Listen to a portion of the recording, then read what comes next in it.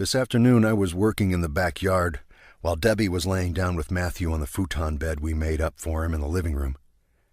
When I was coming in, Matthew was sitting up and looking around, a very rare occurrence. Debbie told me that Matthew had asked that I sit down with him on the futon. I gladly accepted, to be able to hang with Matthew while he was actually awake, as well as take a break from working. I came over to where he was sitting. He put up his arms and gave me his puppy dog eyes, which means he wants a daddy hug. I lovingly hugged him, being very careful not to hurt him, and then sat down. Debbie got up and went to the kitchen to draw up his hourly morphine dose. Since this weekend, Matthew has gone downhill rapidly. He slept for 23 hours on Monday and Tuesday, and was sleeping through most of Wednesday by this time. When he is awake, he is extremely groggy and half-closed eyes and extremely slurred speech. In fact, he has mostly stopped talking ever since Sunday. Took too much energy to talk. I was very surprised that he was actually sitting up now. We just sat there and stared into each other's eyes. We have always been able to communicate the love we felt for one another just by looking into each other's eyes. Even though he had a foggy look in his eyes, we were getting the message across to each other. Matthew leaned back down onto his pillow, still looking at me.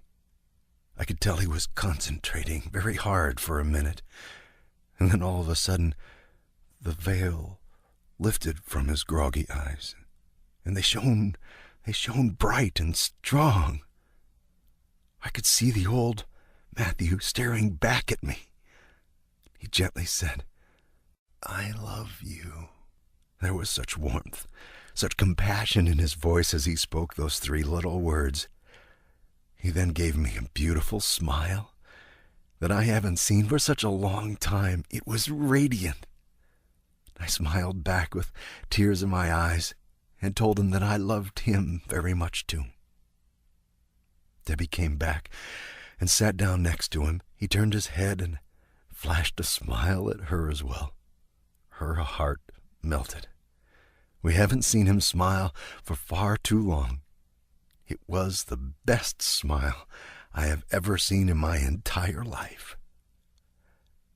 Matthew then laid his head down on the pillow, closed his eyes, and relaxed. I put my mouth by his ear and whispered, "You are the best son a dad could ever have. I will love you for all eternity." I gently told him that it was okay now, and that I would be with him again when I reached heaven. He nodded slowly and sighed. Matthew gently and peacefully slipped into a coma soon after. Debbie and I realized that Matthew was telling us goodbye. His beautiful smile was telling us that he wasn't scared and that he would be okay.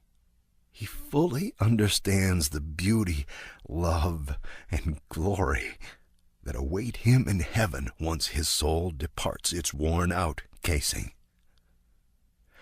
The central brain functions that control breathing and circulation are always the last to fully shut down. He will be in a coma until his brain realizes that it is no longer needed and just lets go. God answered our prayers. We prayed so hard for Matthew to have a peaceful passing with his loved ones and the chance to say one last goodbye.